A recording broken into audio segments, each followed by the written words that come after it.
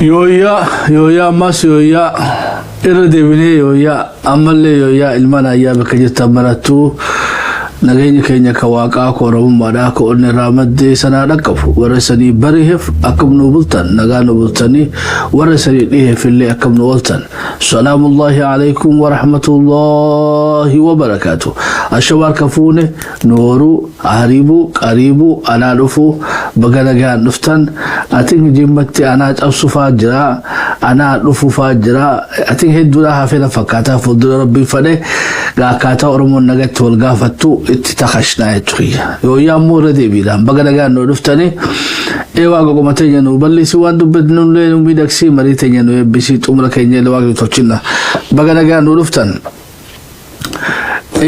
بالي في بيتي جمعة مبارك ونجيني يتني كليسا سغانتا تيجرا تخيسوما قباچا توري حالي نجوفني هفتنا كاتوت موياتي أما اللي رديبني جمعة مبارك سري جنة اللهم صل على محمد وآل محمد كما صليت على إبراهيم وعلى آل إبراهيم وبارك على محمد وعلى آل محمد كما باركت على إبراهيم وعلى آل إبراهيم في العالمين إنك أنت الحميد المجيد أكنا يجون أكافان ربط تقادي بفنه أفان كينيا نمو إيواق أكابرام بفتتي إرقما كينيا ليلو يبس أكماتي أبراهام ملكيسيتي بفتتي ما إرقما ماتي وهيلن هردفتوت إرقما كينيا عليه الصلاة والسلام نو ABC يجو إيقا نمني غنما بيتي أما أبرو ديرما نمني يرو كدن نغا واقا كالتي واريت ديبي كسمتي نغا كالتي نغا بوسي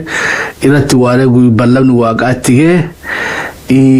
غافا نمني سادو بطن قبني dacha waaqaa sanitti beetee abukaatoo qaba bika gaaddisi jala sanitti illee gaaddisa horata kanaafuu ka nagayin hin goomu haa nagaa walii hawwinuu sanii jedhe ilmaan ayyaa warreen dura seenefaan irraa yuuyyaa wadaay maqaa ajaa'ibaa lama ka walitti aane jechuudha maqaa orgaanika yuuyyaa fi wadaay adeero وعليكم السلام ورحمة الله وبركاته بقى قاعد نفتي أباسو ومرفاج جرانا بقى قاعد نفتر أسد فان الكجرة أكرمت اللي والتاسي سوفا الكاجرة سكارتو ده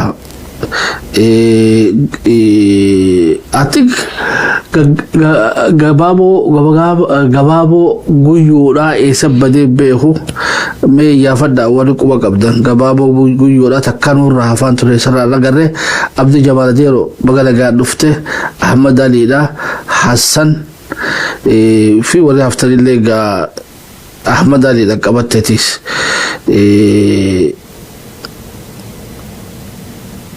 giraara girja ayadero boru hundi khaysanuga bagana ga nufta welcome to Shabo Media itian sudani I think warri bete content Shabo Media da hayaba male baasa jirtan bordi raga machun qabdu ila dabada sarin janna malifi wan isamat asitani baftan san kaysati كومنتيلين إذا نمني ترتي الدربتو في نمني والأربسو والكسي شبو ميديا تقاجرة وري فيسبوك داتين واللو تيساجر تاني غا وري يوتيوب دا كغباس akka garutti gumi borona ga press release amma xalaya baaftee jirti gara Shabo Media tinga hawaasa keenya nu haadha qabu jechuudhaan afaan ingilishidhaatii fi akkasumas afaan oromoodhaatiin dhaabsa isaanii ka qabxii kudhan qabu haala amma deemaa jiru intifaadaa oromoodhaa lakkoofsa lammaffaadhaa amma oromoo protestii ga faajii oromoo protestiidhaa lafaa fudhannee jechuudha oromoo protest hashtag oromo protest number 2 huwa warraaqsa lammaffadha amma intifada oromoodha lammaffadhaati oromo intifada lakkoofsi lammaffadha ga falmi booranaan jalqabe ga seenaadha fakkasi yaadana jechuudha oromo protest amma dura ginciidhaa fi ati godoguru baadhe amboo qaba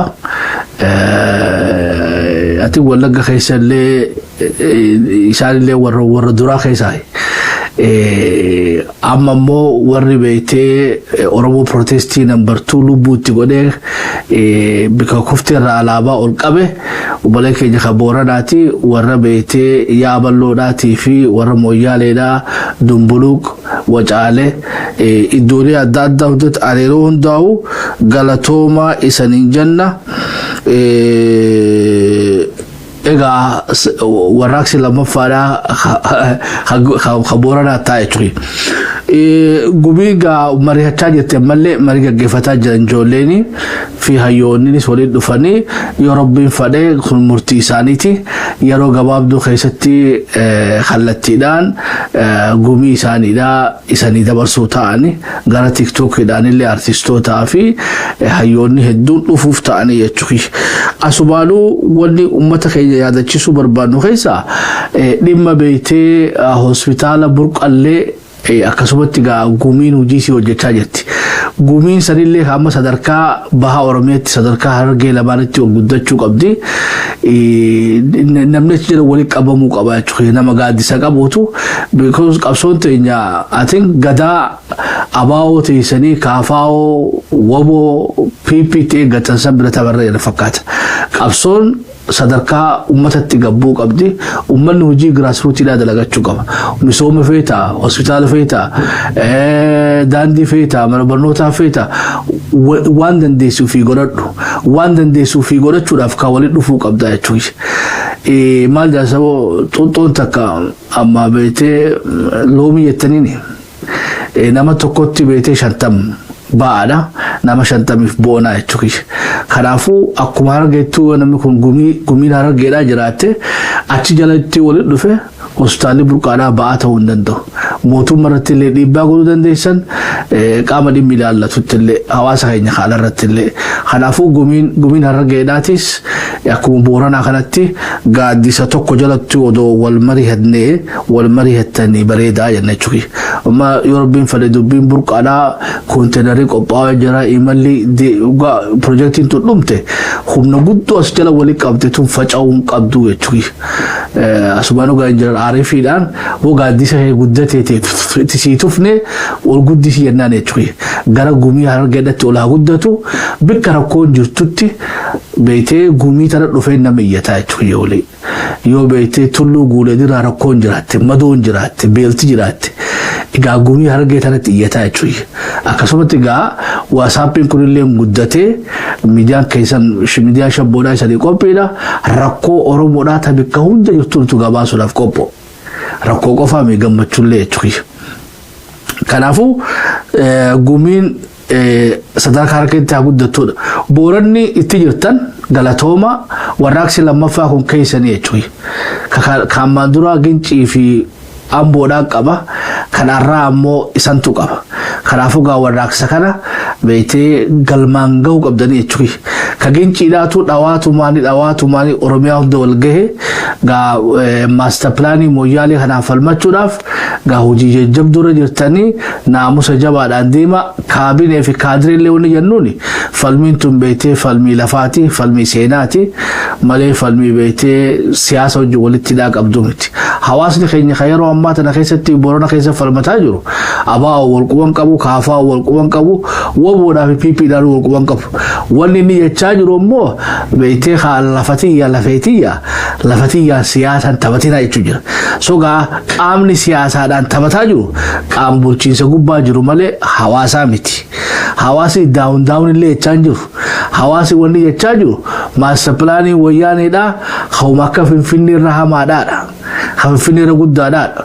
Yeroo gaa master plaanii Mooyyaalee goyannu gaa maqumaatu Mooyyaalee goone malee lafti fagoodhaa jechuudha. Kiiloomeetira 1,400 irraa oli.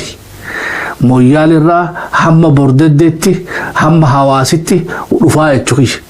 Lafa beeytee asiin babal'ifannaa Isaa asiin ammoo babal'ifannaa Ogaadeeniin gaadeemaa jirti. Afeerraa Abbooy Aadan Faaraa fi warra beeytee idra callise amma beeytee hayyamee fi jechuudha. Boodarra gabaasaa bal'inaan isanii gabaasa. Kanaafuu gumiin Booranaadhaa haa bal'attuu jenna jechuudha. Haa guddattu haa dagaagdu gaa achi jalatti hayyoota keessa waliin qabadha. بورنا بيتي خليبا جروس خدر جرتوس خم بيتي ها على في خيسان اللي والقبضة قانين قبضو يتشوش نمو بكدا الله جان الله جاني بيتي نمني dura ofii wal qabataniiti oromoo komachuu dandeessan yaammachuu dandeessan gurmuu dura gumii dursaa yenna ka akkasii dubbiin ekaa gumii dhaboo daba gurmuun tan dhuftu jechuudha waan ofii hiikkattan akka booranatu hiikkattan waan beektii oromootti dirmachiifattan ammoo akkasuma godhattan so gurmiin harargeedhaa hajaaramtu gurmiin beektii boorana taafte gurmii gujiidhaati gurmiin gujiidhaa dhimma beektii rakkoo arra lolachi irra deemu jiruuf miidhama hawaasa keessanii duratti gaa namni as dhufu Paastor Abrahaam jechuudha. Paastor Abrahaam dhufu ture ashannaa fiifaa hojii dhufanii haasa'uu turan gaa ijoolleen gujiidhaa eessa dheeyxanii jechuudha. Baay'ee gujiileen hangafa beekan akkasutti beeka. Hangafa innilleen warra gadaanuu qabatee safuudhaan bulu isaanillee koottaati rakkoo keessanii madda gumii teessan qindeeffadha sadarkaa giraasuutitti namuu qabsoo keessan hordofadha. Gumiin biraata beetee rakkoo harkaa qabdu tan beetee eeggataa jiru gumii walloodhaati jechuudha. Walloo fi raayyaa kanaafuu obboleen keenya kan walloo fi raayyaadha fi wallayye sadeenuu jechuudha. Wallayye walloo afaan amaaraa dubbatu jechuudha. Isaanis obboleen keenya. Egaa isaaniif wallaalaniif nuti isaan wallaaluu hin qabnu jechuudha. Akkasii kaa jalan obboleessi kee of wallaale ati isa wallaaluu hin qabdu. Wallaanuu qabda malee. Walii gallaayu egaa haf wallaale nuti wallaaluu hin qabnu wallaanuu dha qabna malee. Raayyallee egaa akkasutti haa qabannu rakkoo hamtuu keessa jiran lolaatu TPLF irratti gaggeeffamaa jira. Farangaa afaan Tigrii haa dubbatan afaan Fadaa haa dubbatan jirana. Oromummaan beektii afaanii olii jechuudha. Roorroodhaatu jala kana hundaa'u afaan harkaa mulqe namni afaan Oromoon dubbatu jechuun Oromoo mitii jechuudha. Tanaas akkasitti haa gaggeeffannu. Obboleen keenya ka gurguraatii fi obboleen keenya ka akkichuudha ka jaarsoodha hatattamaan beektii Ahmad Bashirii fi namoonni birallee askoota akkichuu beektii lafti irraa saamamte jaarsoo fi beektii gurguralleen hundinuu harkaa miidhamaa jirtanii koottaati shabboomii irratti sagalee teessan Oromoodhaan gahadhaa isaanii janna addunyaadhaan gahadhaa sogaa akka gumii harargee jalatti dhufuu dandeessan. Harargeen bikka takka tan dhuftee itti haasawattu qabaachuu qabdiidha. Kanaafuu burqaan hospitaalii burqaadha gara beektii gaaddisatti nu haa jijjiiramuudhaan isa dabarsina rakkoo gara tuulamaa jirtullee gumii tuulamaadha akkanumatti illee gumii maccaadha tan beektii Jimma Iluu fi Wallagga keessa deemtuufillee hawaasni dhimma kee abbaatti ta'edha gabaabdutti. Dhimma keessan sadarkaa giraasuutitti hawaasni keenya falmachuu qaba. Haleessaa akkasii jechuudha. Waan isan bira kute ammoo obboleen keessaniidhaan gahachuu hin dandeessanii gumii Booranaa taabeettee xaliyaa ibsaa baafattee jirti ummata keenya gumiilee biraatiin gurra isan cala'uu jenna jechuudha. Baroota akkasii ijaaramne arra silaa beektee ugaa waamicha gumiin Booranaadhaa gumii gaayyoo Oromoodhaatiif godhe gumiin hundinuu kaanii silaa ibsa baasuu qabdi jechuudha. Mee eenyutu itti aana? Waamicha hangafni arra nu godhe obboleen keenya Booranaa gumiin Booranaa nu gooteef gumiin Harargeedhaa isan wajji jirraallee kaanii eeggannaa jechuudha. Ibsatti aanu Rabbiin fadhe tuulamni illee isan wajji jirraa yoo akkasitti gaanamuu waggaa tokko yaame hundi oowwaate beektee kutaan tokko yaamtee kutaan kudha takka ha'uun tokkummaa keenya gaa hojiidhaan akka mirkaneeffannu nu godhaadha. Tanagaa akkasitti akka nu hubattanii fi hojiirrallee nu olchitan kabajaa fi ulfinaan isan gaafanne ilmaan ayyaa. Sogaa dhimma falmii itti fuftee jirti kaabinee fi kaadireen nama dubbii dhaamsa ummataa dhageeffadhaa jiran. Dhaamsi ummataa mootummaa tuqaan jiru jechuudha. Lafarraa falmataa jira. Dorgommii paartii siyaasaa Ta'abaa'oo, Kaafaa'oo fi Woboo fi PPdha sankaa gulantaa of dandeesse ta siyaasaati jechuudha. Tun ammoo tan beektee lafeedhaati fi talafaati. Amma talafaati fi talafeedhaati خابين في خادري حركة رافضنا يدنا بارتيلين سياسة لين هقا قوان كان قبافتن حالة مدالوات هاتين حالة أمة خينيات تجرولي ساتلي دينا كرينين هادم يرو أماتنا خيستي غافين قمي بورانا قبابدو لبسين بيتي جيجيغرا نغامتي بودرا سديغا باسا تغرا مستفيدات نفته دبي سريتي متي يتجان تولما بيتي قالتين تولما جارسيسي تمناني جا تيسو ديتي بيتي هقو على خنا ددمتي isi duuba mana dhufeeti bootti horofaati akkuma oruu ragaletti akkuma maasa ragaletti siree isaa gubbatti bootti horofaati utaalee beete shimale isaa qabatee walirra taa'ee eegeen jechuudha.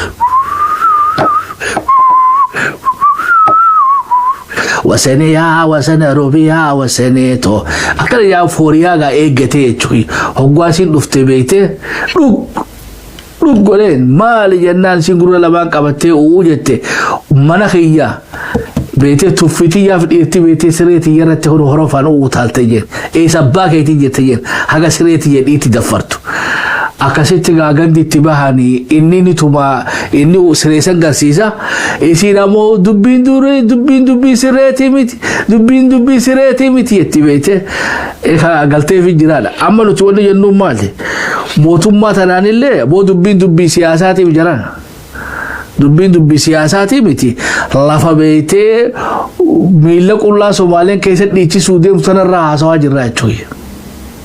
malee dhimma beetee kursii teessanii dhimma aangoo teessanii dorgommii beetee paartii siyaasaa biraa hojii qabdan wasanirraa ummanni Booranaadhaa rakkoon qabu jechuudha. Gaafiin umman gumiin Booranaa isan gaafataa jirtu lafti tunti akaakuu abaabuudhaan irra tureedha.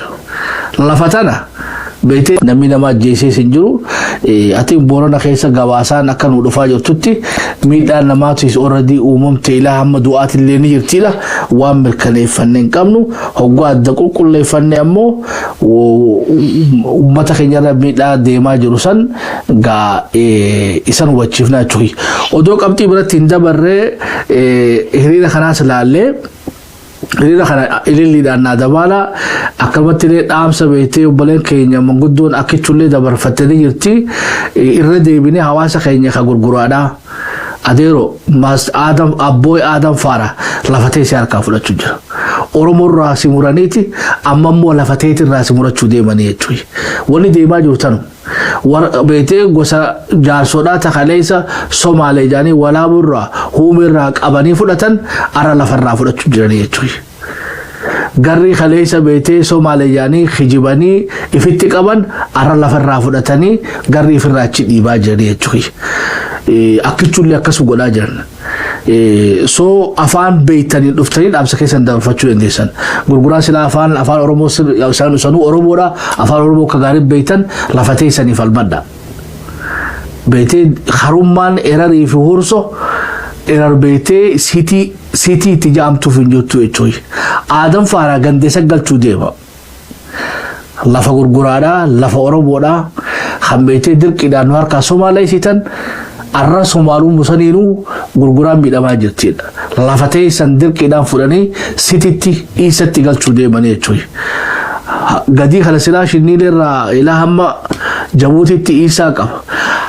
Jidduu tana beetee saanduuji ta'ee jiraachuu warra siitiidhaatii fi warra shinniilee jidduutti obboleen keenya kan gurguraadhaa lafti isaanii harkaa saamamuu deemti. Kanallee haaquba qabaannu gabbaanillee sagalee haa taanuu fi afaan Oromootiinis afaan Somaaleetiinis dhuftanii obboleen keenya kan gurguraadhaa dhaamsa dabarfachuu dandeessan. Taakka obboleen keenya haakichuudha.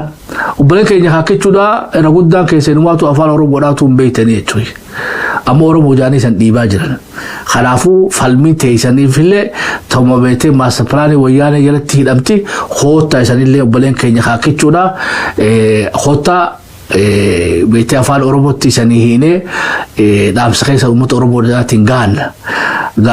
Ambaasaaddarri Ahmad Bashir tapiipiidha irratti illee walii galuu baannu tapiidha irratti walii dhabnuudhaati dubbii sireetii miti. Adeero Ahmad Bashir yeroo gabaabduu keessatti gurgurarraa akkisharraa akkanumatti illee jaarsorraa hawwiyyaan miidhamaa jirti jechuudha. Hawwiyyaan Oromoodha. Garuu haga tokko daangaa beetee isaa waliin dhufti. Uleedhaan isan beetee Somaaliyaanii dirqaa jiree jechuudha. Hawaasa afran kan haa dirmannu Akichu Gurguraa Jaarsoo fi Hawwiyyaa afran kanaaf haa dirmannu isa jedhan ilmaan ayyaa. Dhaamsa Akishuudha Jaarsaaree diimaa tokko shabboo isaniif dhiyeessa haga isanii qopheessu ammoo intifaadaa lakkoofsa lammaffaadhaa Moyyaalee halaallu.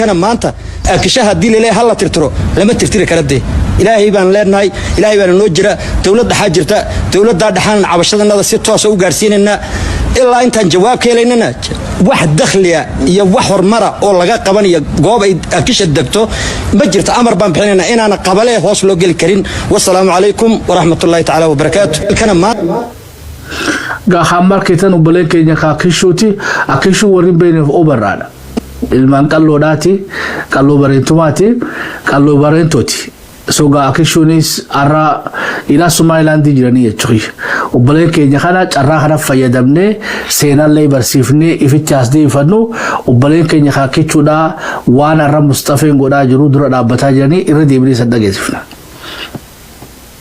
أنت كشها دي لله هلا ترترو كان ما أنت كشها دي لله هلا ترترو لما ترتري كردي إلهي بان ليرناي إلهي بان نوجرة تولد حاجرتا تولد دحان عبشتنا نذا ستة سو قارسين إن إلا أنت جواب كيليننا واحد دخليا يا وحور مرة أو لقى قبني جواب كش الدكتور بجرت أمر بان بحننا إن أنا قبله وصلوا قل كريم والسلام عليكم ورحمة الله تعالى وبركاته كان ما أنت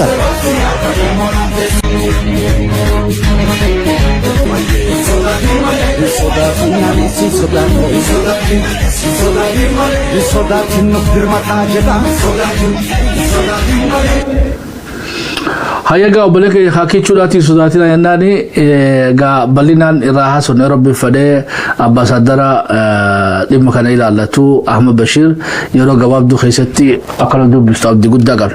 Hambira jilli beeytee Tamasgan Xuruna jara asuma keessatti waa isa yaadachiisa. Mootummaan federaalaadha itti aanaa Amaaraa jechuudha. Itti aanaan beeytee paartiidha ammoo Somaaliyaa jechuudha. So yeroo ammaa tana keessatti Oromoon beeytee paarlamaa hoogganuus paarlamaa beeytee upper house amma federation Amaaraa harkaa qaba. Paarlamaa mana bakka bu'oota ammoo warra Dabuubii harkaa qaba. Biiroo Dahinnatiidha Silxee harkaa qaba. Foreign Ministry Kabbata harkaa qaba. Walaayitaa warra Dabuubii. Waligala habikummaan qulfidhaatu taabatee harka keenya jirtu maali jechuudha. So wannummaanu sadarkaa federaalatti dhimmi keenya nuun deemneefi aangumaatu harka keenya jirre jechuudha. Atiin turist akka ta'eef dandeesse. So jilli Tamasgan Xurunaadhaati hoogganamu abbooy Adam Faaraa qabatee Adam Shideedhaatii fi hundi isaanii nama afur qabatee hogganoota afur gara jijjigatti imalanii jechuudha. So Mustafeen baandiidhaan egaa simannaa oowwaa godheefi mee simannaa isaanii kana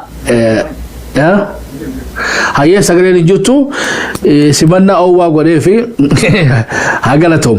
As keessatti ammoo Mustafeen waa lama darbate. So gaa dhimma kanallee bilchinaan laaluu qabnaa jechuudha. Kalees dhimma Booranaa waggaa balleessuu barbaadan garriidha keessa fidanii jechuudha. Hulaan beetee Booranatti miidhan Somaaleen Booranatti miitu garriidha jechuudha. Ammoo garriin waan fayyadamtu qabdu. Hulaan beetee jaarso timiidhaan jaarso afaan Somaalee dubbattu jechuudha. Jaarso jaaniin giri jala galtee achirraa walaabuun itti as duulaa jechuudha. Warri gallaayu akkishaas akkasuma godhan. Maal jechuu barbaanne nu kan addaan qoodanii nurratti duulanidha. Gareen Booranni Gabraan Rendiileen Saahuyyeen Burjiidhaan kun hundinuu Oromo Boorana jechuudha. Keenya maatii keenya maatii Booranaati.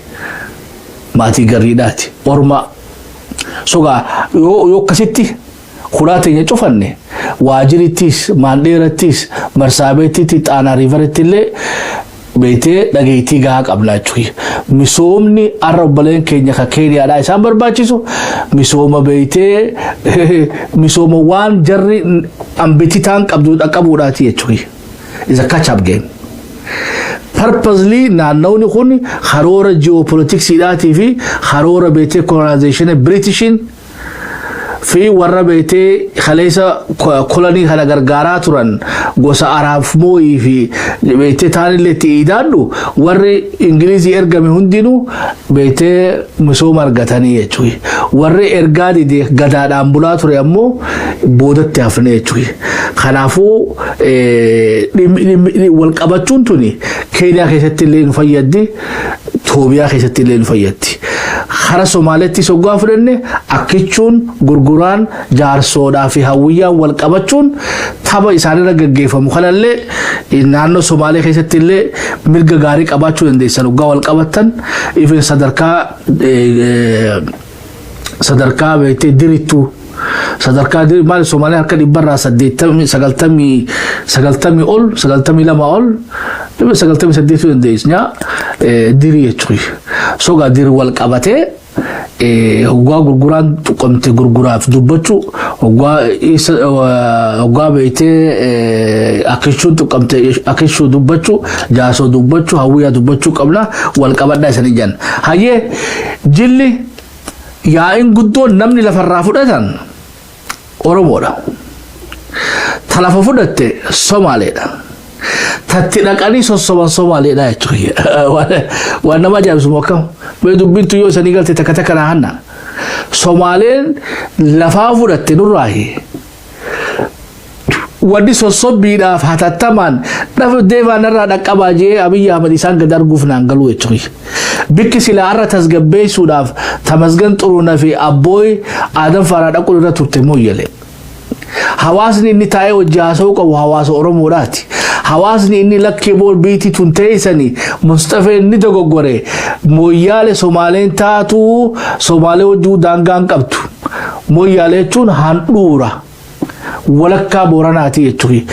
Kiiloomeetira 100 meeqaatu achi jira jechuudha. Wacaaleen irraa achi jechuudha. Kanaafuu bikki silaa qondaalonni mootummaa federaalaadhaa dhaqanii gaafin sagaleen dhaga'uu qaban ta'u beetee ta'u uummata Oromoodhaati jechuudha. Ammoo nama lafa teenya saame jaaniin saame sossobuudhaaf itti dhaqanii jechuudha. Kun gaa waan nama ajaa'ibsiisuu jechuudha. Waan nama ajaa'ibsiisu. Otoo jijjiga fudhanne Somaaleen nu dhaqqabaa jette bakka fakkaatti jechuudha. Uummanni Somaaleedha. Oromiyaadhaatu jijjiga deebifatee fi Somaaleen aartee Oromiyaadhaatu Direedhaa deebifattee fi aartee beetee kanaafi Somaalee hiriira ba'uu jirti. Naannoo Somaalee tasgabbeessuudhaaf qondaalonni mootummaa federaalaa dhaqanii ugaajaa loojikaa jechuudha. Hay saboo kanama ajjeesetti taasisaa dayitamoo. Ebara, wo khadu warra duu isanitti taasisaa dhaqanii jechuudha.